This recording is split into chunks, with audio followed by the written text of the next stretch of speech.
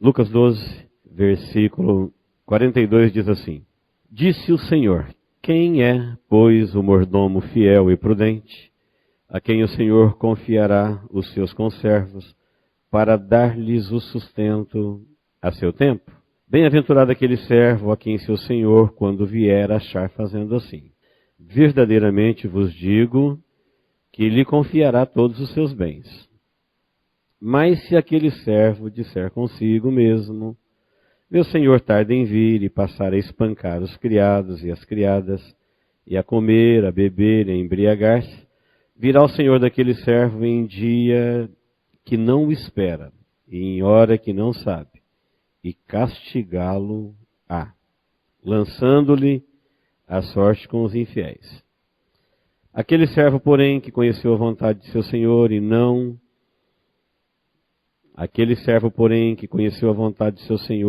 se aprontou, nem fez segundo a sua vontade, será punido com muitos açoites. Aquele, porém, que não soube a vontade do seu senhor e fez coisas dignas de reprovação, levará poucos açoites. Mas aquele a quem muito foi dado, muito lhe será exigido, e aquele a quem muito se confia, muito mais lhe pedirão. Amém? Muito bem, eu quero falar hoje sobre a nossa principal ocupação no reino dos céus. Ou seja, a principal ocupação de um cristão.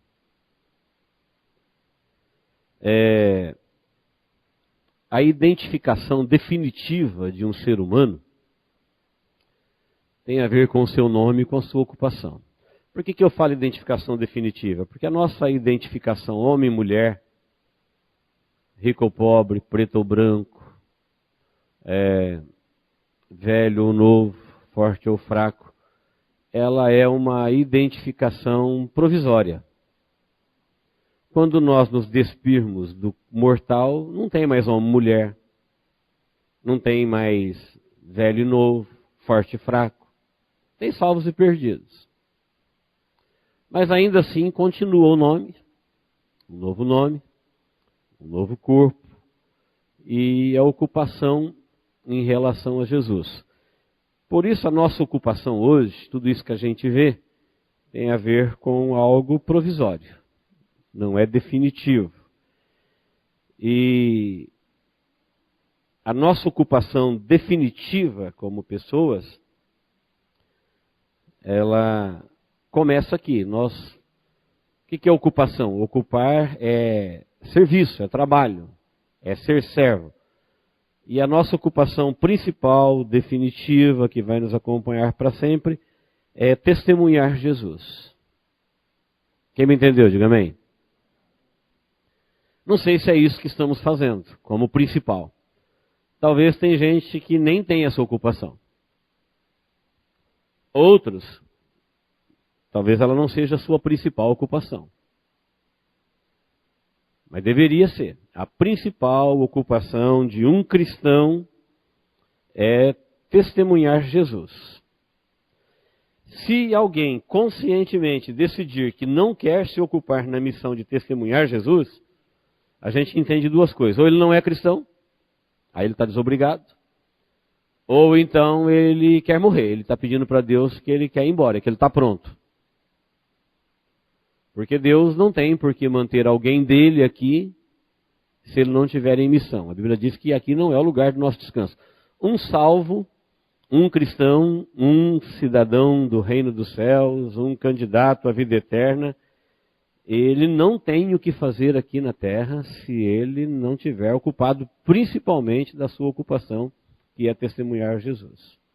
Por isso Miqueias 2 diz: levantai-vos e andai, porque não é aqui o vosso descanso, por causa da corrupção que destrói, sim, que destrói grandemente.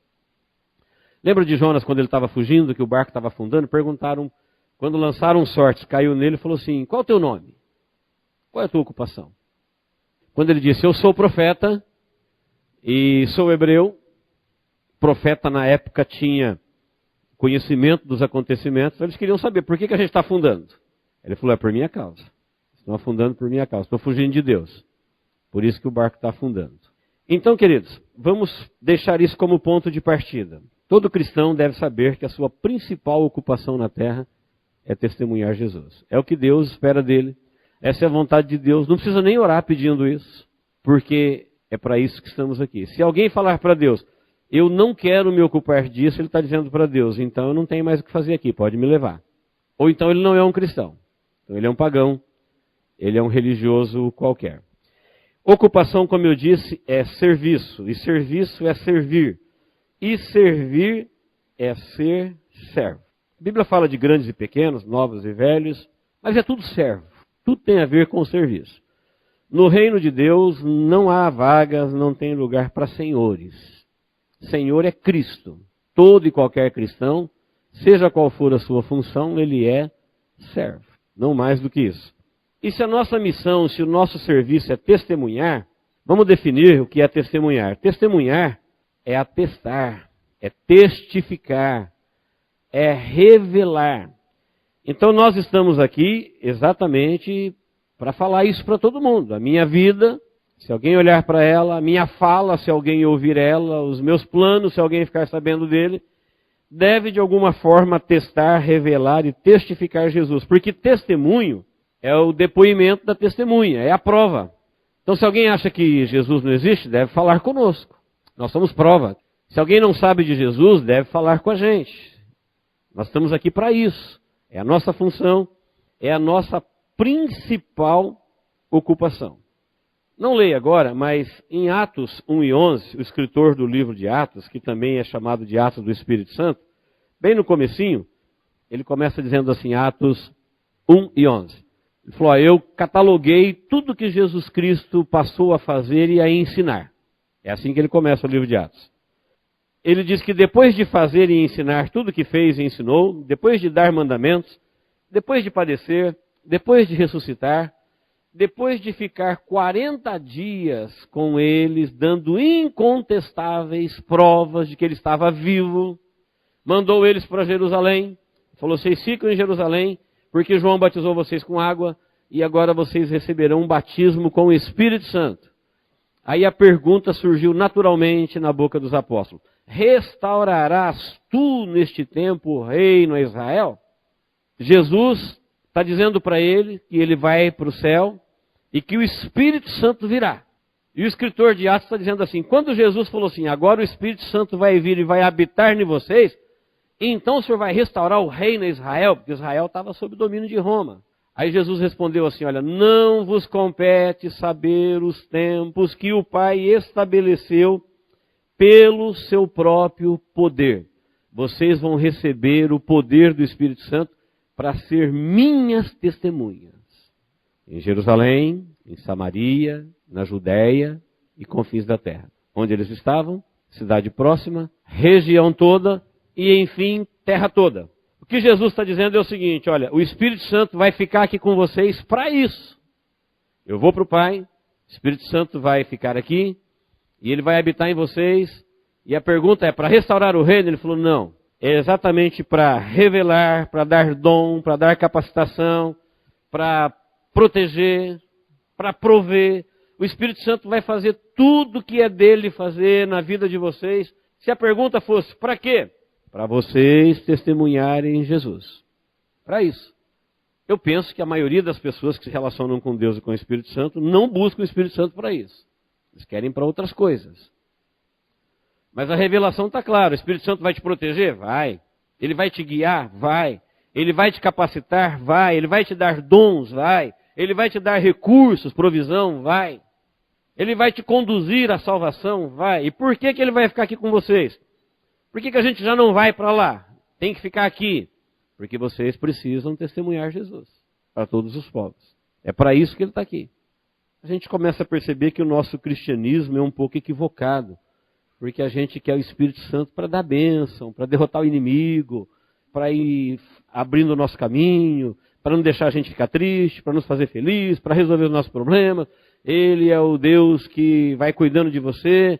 E nós não temos que fazer nada. Ele está aqui para isso, para cuidar da gente. Parece que a ocupação dele é nos servir. E nós não temos ocupação nenhuma. Ou estamos em ocupações paralelas.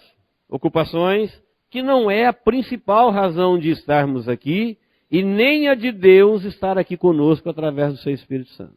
Então olha que isso é muito importante. A razão de estarmos aqui e de Deus estar aqui conosco tem a ver com a nossa ocupação, que é testemunhar Jesus. Então o texto ele é claríssimo. Restaurará? Não. O Espírito Santo não vai ficar aqui para restaurar Israel. O Espírito Santo vai ficar aqui para ajudá-los em tudo que vocês precisarem na missão de testemunhar Jesus. É lógico que nós temos as nossas ocupações paralelas, precisamos viver, precisamos habitar, precisamos fazer as coisas, mas a principal é testemunhar Jesus. Se eu parasse essa mensagem aqui, eu já me sentiria profundamente exortado no meu cristianismo, porque às vezes nós não colocamos isso como nossa ocupação principal. Achamos que isso é ocupação de algumas pessoas chamadas, iluminadas, e isso tem a ver com todo e qualquer cristão. Muito bem, se a nossa ocupação é servir, em Lucas 12:35, nós não lemos, nós lemos a partir do 42, mas em Lucas 12:35 tem a parábola do servo vigilante. E essa parábola está dizendo que o servo vigilante é aquele que sabe que tem que servir e sabe que seu senhor vai voltar. E que ele precisa ser encontrado pelo seu senhor servindo.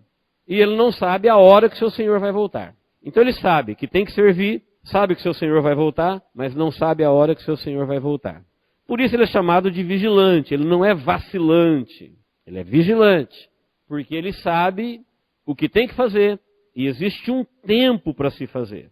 Aí vem o texto que nós lemos, que é Lucas 12:45, que é a parábola dos servos e seus conservos. Para a gente servir a Deus, para a gente cumprir com a nossa principal ocupação de servo, Deus até nos dá conservos, gente para nos ajudar. E aí a parábola dos servos e seus conservos diz que o servo, ele deve dar o sustento ao seu devido tempo para os seus conservos. E ele vai ser um bem-aventurado se quando o seu senhor voltar o achar fazendo assim. Então veja bem, queridos, na nossa digna missão de servir a Deus, servir a Jesus, às vezes ele nos dá posição em que você tem alguém para te ajudar, chamado aqui de conservo. Nós vamos ver daqui a pouquinho, em Apocalipse 19, olha para você ver a grandeza. Fala, servo é um assunto que não chama a atenção de ninguém. Mas olha a grandeza, o anjo que está revelando o Apocalipse para João, João depois de escrever todo o Apocalipse, no finalzinho, já no capítulo 19, João quer adorá-lo. E ele falou assim, olha, vê, abre os olhos, não faça isso. Não caia na besteira de oferecer culto às criaturas celestiais. E o anjo disse para João assim, eu sou conservo teu e dos teus irmãos que mantêm o testemunho de Jesus. Geralmente a gente pega esse versículo e põe no pacote e fala assim, olha, o anjo ele é auxiliar de João, para João cumprir com o seu serviço. O anjo está dizendo assim, olha, eu estou aqui para te ajudar, você tem que fazer a sua missão de servo, e eu estou aqui para te ajudar, estou fazendo o que me mandaram fazer. E eu não sou só conservo teu não, eu sou ajudante também de todos os teus irmãos, a gente já se coloca no pacote. Somos irmãos, é nosso. O anjo está ao nosso serviço. Não, que mantém o testemunho de Jesus. O anjo falou assim, eu estou a serviço daqueles que mantêm o testemunho de Jesus. E esse testemunho de Jesus, ele é mantido com lágrimas, com sangue, com renúncia, com preço, com sacrifício. Porque tem na terra aqueles que mantêm o testemunho de Jesus. E a parábola dos servos e dos conservos, de Lucas 12:45, está falando assim, olha, que o Senhor confiou aos seus servos conservos. Olha que honra, nós somos servos e agora Ele nos capacita, Ele deixa o Espírito, Ele nos mantém aqui, Ele nos dá dons, e Ele coloca pessoas para nos ajudar. Ele falou, mas ai daquele servo que começa a espancar os seus conservos. Meu senhor não está aqui, meu senhor vai demorar para vir, o acerto não é hoje. Então hoje a gente começa a maltratar as pessoas que estão perto da gente para nos ajudar. A Bíblia fala que este servo, se ele continuar assim, ele vai acabar tendo a sua sorte com os infiéis, porque ele não tem servo, é conservo, os dois são servos. É servo do servo. Como eu disse, o Senhor é só Cristo. E os irmãos já perceberam que isso tem a ver conosco, que às vezes a gente não consegue ter um ajudante de cascar batata sem encrencar com ele. A gente não consegue ter um ajudante de nada sem invocar com ele. Principalmente no meio da comunidade evangélica. pastor que se enrosca com o pastor, o diácono que se enrosca com o diácono, o músico que se enrosca com o músico, porque às vezes nós achamos que o conservo é nosso servo, quando na verdade todos nós somos servos. E deveríamos tratar uns aos outros como Jesus tratou os seus servos. Ah, mas de repente tem gente que está do meu lado e ele não faz do jeito que eu quero, mas eu não sou o Senhor, sou servo. Até onde eu sei, Jesus tratou Judas carinhosamente durante os 3 anos do seu ministério. Foi tratado como um igual. Ele sabia que tinha um que ia traí-lo? Sabia. Quando que ele revelou isso? Um dia antes de ser traído. Judas não pôde dizer assim, o Senhor me discriminou, o Senhor me deixou de lado, o Senhor sempre me deu uma porção mais dura, o Senhor me chamava atenção, o Senhor provocou a minha ira. Não. Judas foi tratado igualmente o tempo todo. Porque Jesus sabia que o coração de Judas era em relação a Deus. Jesus estava aqui como servo obediente e estava como exemplo para todos aqueles que queriam servir a Deus. Se ele não quisesse servir a Deus, questão de tempo ia aparecer o que estava no coração dele. Mas não compete a nós servos maltratarmos servos. E eu não estou aqui para defender os maltratados. Eu estou aqui pensando no nosso serviço. Por que que a gente se esbarra tanto? Por que que a gente não consegue, dentro de um grupo pequeno, uma unidade? Talvez porque a gente pensa mais na função do que na ocupação. Ah, eu sou pastor, então eu quero obediência absoluta. Não, o texto aqui está me dizendo o seguinte: se você recebeu maior conhecimento, maior posição, se Deus te deu maior honra, então significa que você vai ser mais cobrado. Você tem um dom maior? Isso não é para você mandar mais, é para você saber que você vai ser cobrado, porque Deus que te deu o dom sabe o que te deu. Você tem um conhecimento bom? Ótimo. Esse mesmo conhecimento que nos dá o direito de chamar a honra, também te diz assim, olha, é Ele que te coloca na posição de ser cobrado, porque você tem conhecimento. Porque diz que se alguém fez alguma coisa errada não tendo conhecimento, a punição dele é menor, porque ele não sabia. Ele acabou tratando mal o conservo porque ele não tinha conhecimento da missão, da ocupação. Mas o que sabe? E geralmente quando nós magoamos pessoas, geralmente quando nós ferimos pessoas que nos ajudam, é exatamente porque queremos que eles respeitem as nossas posições. E são essas posições que nos colocam na balança como quem vai ser cobrado. Porque eu sei como faz direito, porque eu sei como faz melhor, porque eu conheço mais a palavra. Então você tem mais, você recebeu mais, então você tem conhecimento? Muito bem. É para você servir melhor e não para você espancar conservos, maltratar conservos. E às vezes a gente não consegue fazer absolutamente nada sem ver pessoas se arranhando, se ferindo, se mutilando. E o texto, ele vem nos iluminar porque diz assim, olha, bem-aventurado é o servo que quando o seu senhor voltar o achar servindo assim. Assim como? Como servo vigilante. Então se você está aqui para me ajudar, isso não faz de você meu servo. Nosso patrão é outro. Nosso senhor é outro. Ninguém está a serviço de ninguém. Todos nós, cristãos, temos como principal e definitiva identificação como testemunhas de Jesus. Estamos aqui para isso, o Espírito Santo está aqui para isso, e a gente estuda a palavra para isso, e se a gente não viver isso, nós estamos pedindo para Deus abreviar a nossa vida aqui. E eu não acredito que é isso que a gente queira. Por pior que seja a vida, nós queremos servir a Deus, enquanto Ele nos quiser aqui. Não quero ver Deus obrigado a me tirar daqui, porque eu estou maltratando os servos dele. Porque não fazem do jeito que eu quero. Porque não me agradam. Porque as coisas não acontecem do jeito que eu queria. Não canto o hino que eu quero, não toca do jeito que eu quero, não faz do jeito que eu quero, então eu não... só sou servo.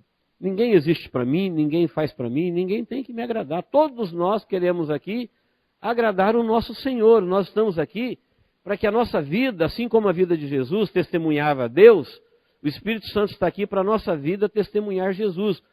Quem nos conhecer, quem conviver conosco, quem ver o nosso serviço, tem que se lembrar de Jesus. Tem que falar, olha a prova que Jesus existe aí. Ó. Testemunha é isso, é prova. Prova ocular, prova viva. Testemunha verdadeira, porque falso é crime. Testemunha autêntica. Isso nos abençoa, queridos. Sabe por quê? Nós vamos ver lá em Apocalipse que vai passar o tempo de testemunhar Jesus. E as pessoas vão se arrepender amargamente de não ter se ocupado da sua principal ocupação. Abre comigo a sua Bíblia em Apocalipse 19. Olha o que está escrito aqui. Eu sei que o mundo nos oferece um mundo de coisas para fazer, mas como cristãos, nós já morremos para o mundo, embora estejamos no mundo, agora nós estamos no reino, então o nosso compromisso, a nossa ocupação tem a ver com o rei. Filhos do reino se ocupam do reino. Então nós estamos no outro nível existencial do mundo. Por isso o mundo se ocupa de banalidade, de futilidades. O mundo está repleto de senhores. No mundo, todo mundo é senhor. Você pode encontrar uma pessoa que às vezes não está se aguentando com a própria vida. Ele está falando, na minha vida quem manda sou eu. Ele é o Senhor. Às vezes é uma droga de vida, é um resto de vida, é uma porcaria de vida, mas ele não abre mão de ser senhor dela. Senhor do nada. É um reino falido, é um reino destruído, é um reino que não vai durar muito, que não tem glória nenhuma, mas ele está lá como Senhor. Na minha vida, quem manda sou eu. É isso mesmo. E enquanto ele está como Senhor, ela vai de mal a pior. Porque o homem não se criou, o homem não se sustenta, o homem não consegue reinar sobre ele mesmo. Em Apocalipse 19:1, começa assim, ó, depois destas coisas, ouvi no céu uma grande voz de numerosa multidão dizendo, aleluia, a salvação e a glória e o poder são do nosso Deus. Vou parar aí, vou deixar como tarefa mais uma vez Apocalipse 19, não é a primeira vez que eu faço isso. Mas esse texto aí, ó, depois destas coisas, para aí, pontinhos. Está querendo dizer assim, olha, hoje nós estamos vivendo o passado do futuro. Hoje, o presente. Quando chegar o tempo de Apocalipse 19, que o anjo está mostrando para João, isso é lá na frente. Depois dessas coisas, depois do nosso tempo, depois do tempo da igreja. Aqui já o arrebatamento está acontecendo, terminou o ministério da igreja. Depois dessas coisas, quando chegar lá no futuro, quando o nosso hoje for o passado, o anjo vai dizer para João que ele é o conservo de todos os servos. Quem são esses servos? Os que mantêm o testemunho de Jesus, desde a igreja primitiva até o último. Como é que eles mantiveram o testemunho de Jesus? A história da igreja está aí para falar, com lágrimas, com muito trabalho, com fidelidade, com renúncia, com mortes injustas, com perdão, com amor, com sacrifício. E não parece uma boa coisa isso, né? Mas foi assim que eles mantiveram. Então, lá no futuro, alguém vai olhar para o passado e vai falar, esses daí, ó, pessoas do nosso meio, do nosso tempo, antes da gente, depois da gente, foi gente que manteve o testemunho de Jesus na terra. E eu sou conservo deles, eu estou a serviço deles, do testemunho de Jesus, porque o testemunho de Jesus é o verdadeiro espírito da profecia. 19:10.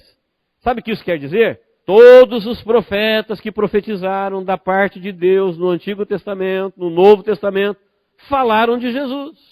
Existe uma febre por querer ser profeta, por querer ouvir profeta, e o verdadeiro profeta é o que mantém o testemunho de Jesus. Ele está falando com a vida dele, ele está falando com a boca dele, ele está falando com o testemunho dele. O verdadeiro espírito de profecia é testemunhar Jesus.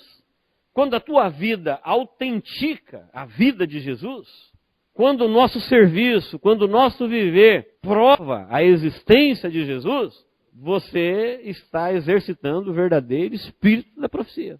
Você está profetizando, você está falando, você está manifestando, você está testificando a existência de um Cristo vivo.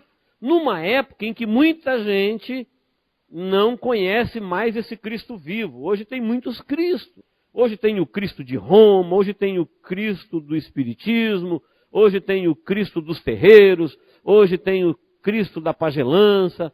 Enfim, muitos Cristos foram criados porque Cristo tem credibilidade. E como as pessoas não conhecem o verdadeiro Cristo, criou-se muitos.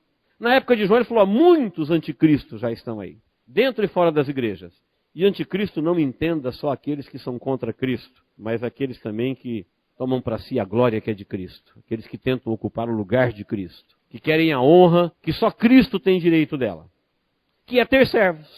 E quando alguém quer ser senhor de servos, ele está querendo o lugar de Cristo. Porque senhor é Cristo. Entre nós, todos somos servos. Qual é a função? Pastor, mas é servo. É mestre, mas é servo. É profeta, mas é servo. É diácono, mas é servo. É músico, mas é servo. E para que o Senhor dá conservos para servos? Para dar-lhes o sustento no seu devido tempo. Quando alguém tem conservo, é que Deus lhe confiou. Quando alguém tem gente para lhe ajudar, é porque Deus lhe confiou. E a última coisa que Deus espera é que você o maltrate, porque é dele. E uma coisa é eu estragar a minha bicicleta, ou o meu tênis. E outra coisa é eu maltratar servos de Jesus. Cuidado com pessoas. Cuidado principalmente com pessoas que são servos de Jesus. Nós não temos ideia do custo desse produto. Quando for falar, quando for se dirigir, quando for tratar, toma cuidado. Não são nossos, valiosíssimos, e o Senhor deles vai pedir conta. E o servo vigilante sabe disso. Sabe que ele não tem servo, sabe que todo mundo é servo. E aquele que quer ser servo, quer ter servo, ele se coloca numa posição de anticristo. E está cheio de gente, com Bíblia aberta, querendo o lugar de Cristo. Honra e glória que só pertence a ele. Quando alguém gritou no céu numa voz que parecia uma multidão, uma voz de uma multidão, dizendo: salvação, glória e poder, isso pertence ao nosso Deus. Alguém está feliz no céu, gente do céu, não somos nós que vamos para o céu.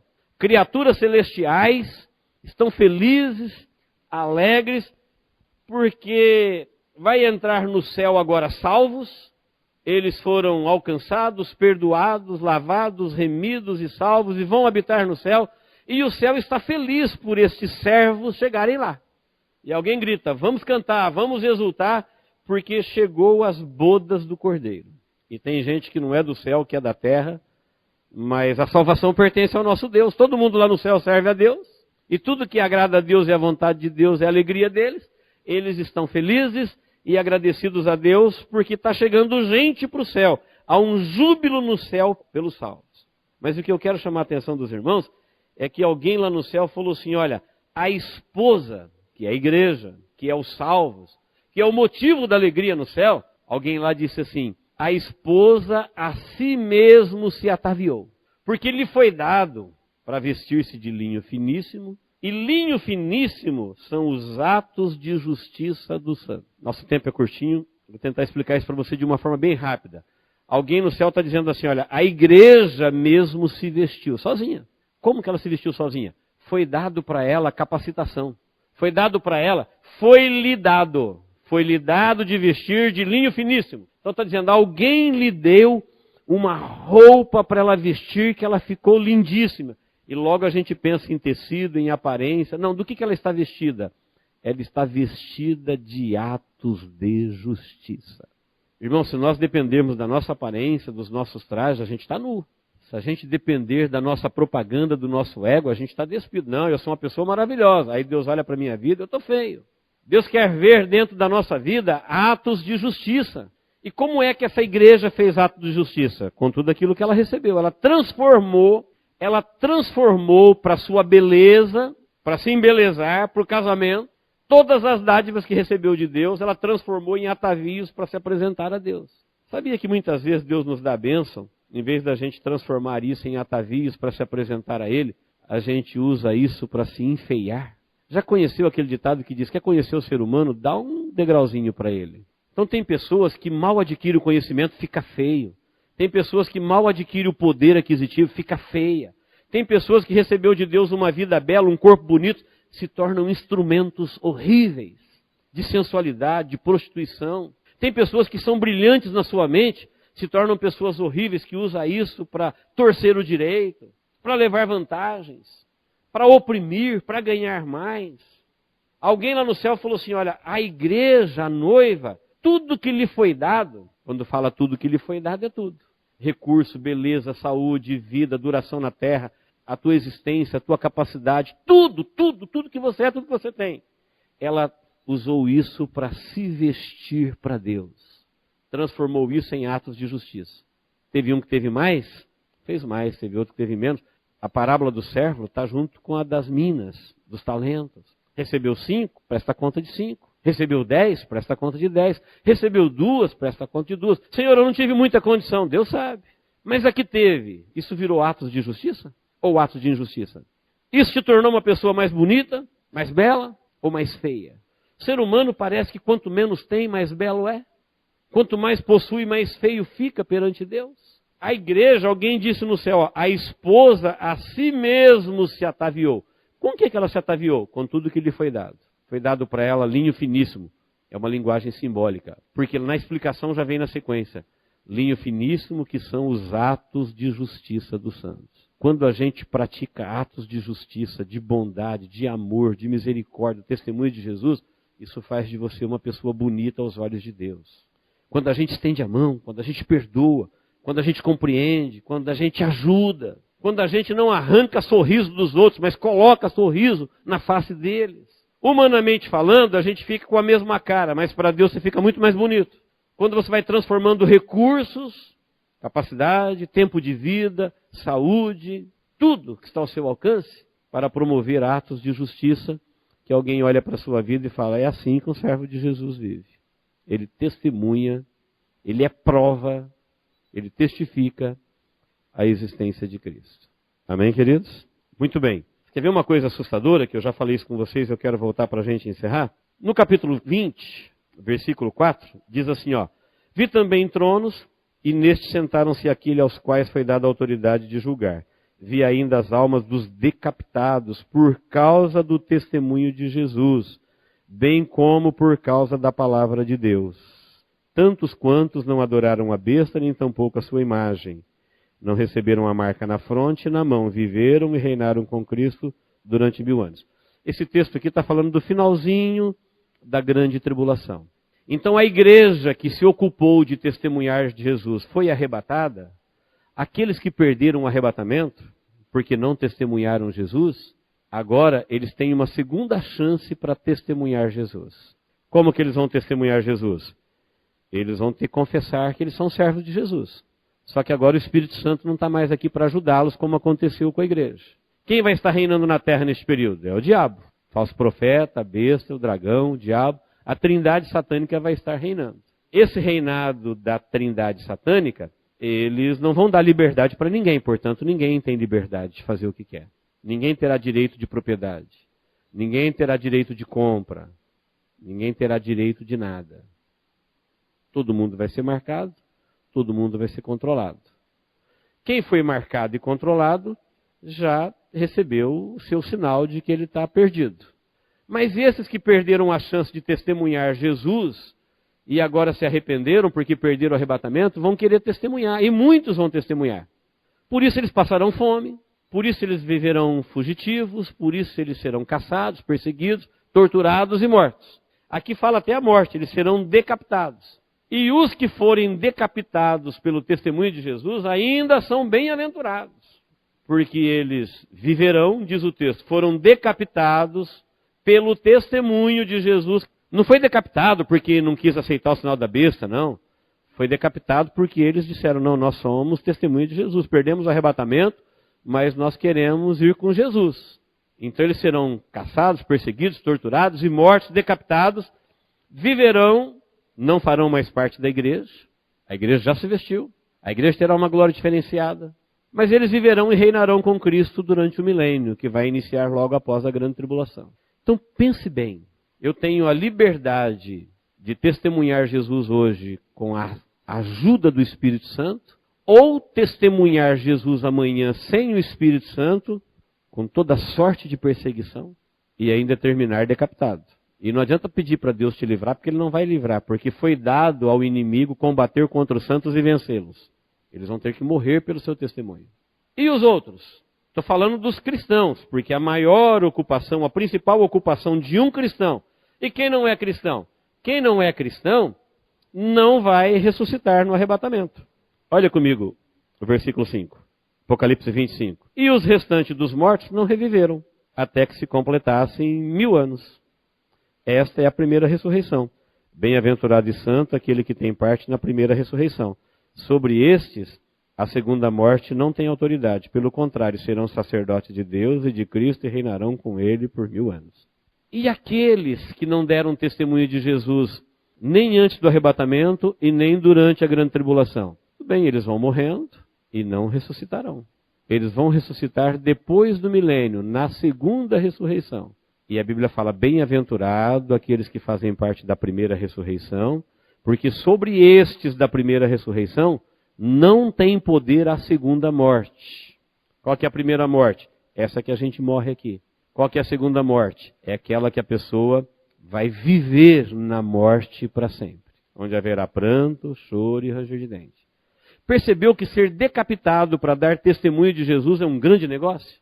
Se ser decapitado no reino do anticristo, da trindade satânica, para dar testemunho de Jesus, é uma grande coisa, é fazer parte da primeira ressurreição, é reinar com Cristo por 1000 anos, imagine como não é agora, quando nós temos toda a liberdade para sermos testemunhas de Jesus. Então, queridos, e os demais? Os demais não viveram. Portanto, se eles não viveram, eles não estão com o nome no livro da vida e não fazem parte da primeira ressurreição. Nem fala o nome dos perdidos. Já viu quando você presta concurso? Sai a lista do quê? Dos aprovados. Os reprovados, não precisa. Se não apareceu na lista dos aprovados, já subentende-se. Então teve uma ressurreição coletiva.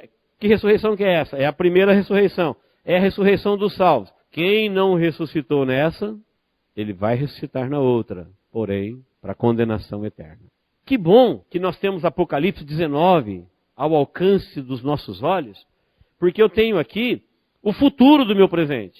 Para mim não chegar lá e lembrar do meu passado. No tempo que eu tinha como ocupação principal testemunhar Jesus e não fui um bom servo. Por algum motivo achei que eu era senhor. Por algum motivo comecei a espancar conservos. Peguei dádivas, recebi dádivas. E transformei isso numa coisa feia para a minha vida. Quantas pessoas que têm uma linda aparência, o que eles fazem com isso? Se tornam exemplos de sensualidade. Quantas pessoas que têm um lindo corpo, o que eles fazem com isso? Uma vida feia. Quanta gente que não tem tanta beleza, que não tem tanto recurso, mas tem uma vida bonita. Eu não sei os recursos que você tem, que Deus te deu, você não sabe todos os meus. Mas a igreja, tudo que ela recebe, ela usa isso para se ataviar para o seu Senhor. E alguém no céu gritou e falou, olha, a salvação pertence a Deus, a noiva já se vestiu, ela a si mesma se ataviou, porque ela se vestiu de atos de justiça e ela estava chegando para reinar com o Senhor nos ares. Este é o futuro de um servo que testemunha Jesus. Amém? Deus nos abençoe em Cristo Jesus. Vamos orar. Deus, em nome de Jesus, nós estamos na Tua presença. Te agradecemos por estarmos aqui nesta noite. Obrigado a Deus pela oportunidade de nos reunirmos mais uma vez para cantarmos, para louvarmos, para adorarmos e para recebermos a Tua palavra. Nós recebemos a Tua palavra como Tua palavra para o nosso coração. Humildemente, ó Deus, queremos aceitar a correção.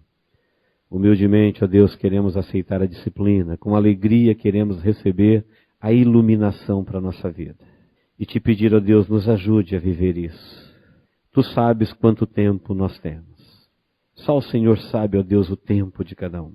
Permita, ó Deus, que possamos aproveitar este tempo para corrigir os nossos erros, para melhorar o nosso serviço, para testemunharmos Jesus, para aproveitarmos as oportunidades e cumprirmos o seu querer aqui na terra. Ajude-nos, ó Deus, a fazermos uma leitura do nosso dia, da nossa semana, do nosso mês, dos nossos anos, a contar o nosso tempo para alcançar coração sábio, para não ocuparmos, ó Deus, a vida inutilmente, para não desperdiçarmos as nossas oportunidades. Eu quero te pedir, ó Deus, em nome de Jesus, na vida de todos que aqui estão.